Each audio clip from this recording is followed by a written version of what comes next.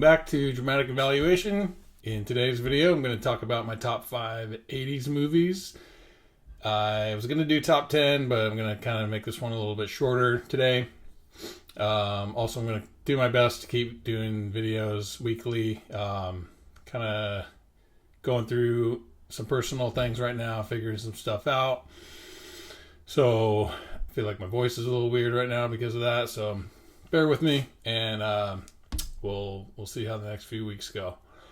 But yeah, if I miss any of the 80s movies that you think should be on the list, let me know in a comment below. Let me know if you like any of these ones, agree with any of these ones. And yeah, so here we go.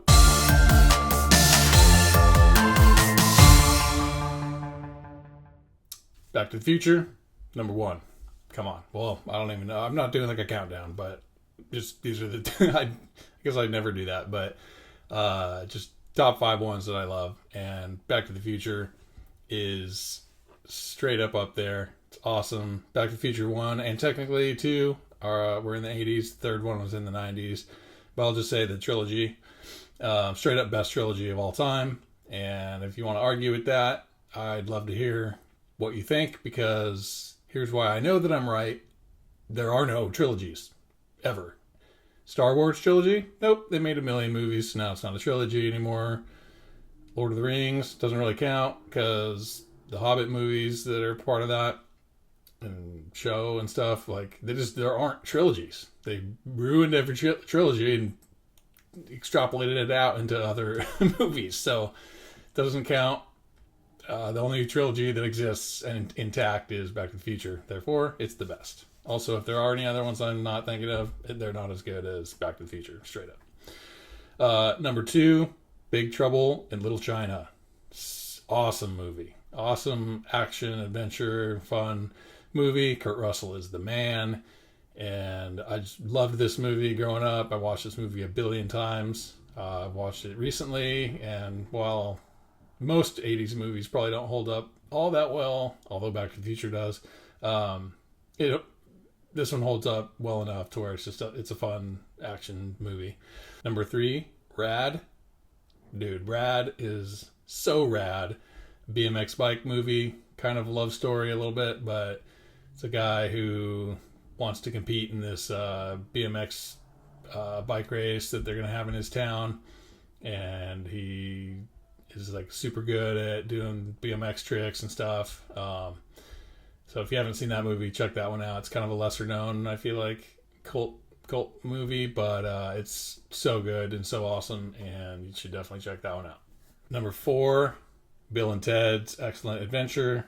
And I can't remember if Bogus Journey is in the 80s or in the 90s, but the Bill and Ted movies are awesome. I love those movies. I've seen those a million times. I don't even know. I go back and forth on which is better, the first one or the second one, but even the newest one that they made, I was worried it was going to be super cringe and terrible. I mean, it wasn't that bad. It was pretty funny. It was definitely watchable. But definitely the first 2 are the classic ones. Number 5, Karate Kid. I would say the Karate Kid. Well, there's a trilogy. Does that count as a trilogy? No, because they made Cobra Kai. So I don't think you can count it as a trilogy anymore. Movies, okay, but not really, because then they made the next Karate Kid, and Miyagi was in that, so it doesn't count. But that's a great trilogy. I don't remember if all 3 were in the 80s or only the first couple, but awesome movies, awesome characters, and then they went on to make Cobra Kai, which is so good. You should definitely check that out on Netflix if you haven't watched that. And cool take on, a different, taking kind of the villain character from the first movie and kind of following him, and then the new kids kind of coming up in the karate world, and yeah, it's awesome. You should check it out. So that's my top 5. Some honorable mentions of ones that I love that you should check out if you haven't seen. Whitewater Summer with Kevin Bacon. It's a rad movie. And Sean Astin. They go like hiking in the wilderness. Camp counselor guy, like leader, is Kevin Bacon. He kind of like is a kind of a crazy dude and like loses it on the kids, and they kind of like fight back against him a little bit, and then I won't spoil what happens if you haven't seen it. But that one's awesome. Another Kevin Bacon one, Tremors. Love that movie. That's just a rad action monster movie. Labyrinth. Come on, so good. Labyrinth is awesome, weird, dark, but good. Lost Boys. I like to watch that at Halloween time. It's an awesome vampire movie. It's just good 80s vibes in that one. Ferris Bueller's Day Off. Awesome. Big. Pretty good. Weird concept drama, but pretty good. Entertaining 80s movie. And Aliens, technically, in the 80s movie, comes off the first one was in the 70s, but second one was a lot more of like an 80s action kind of romp. So that's a fun one.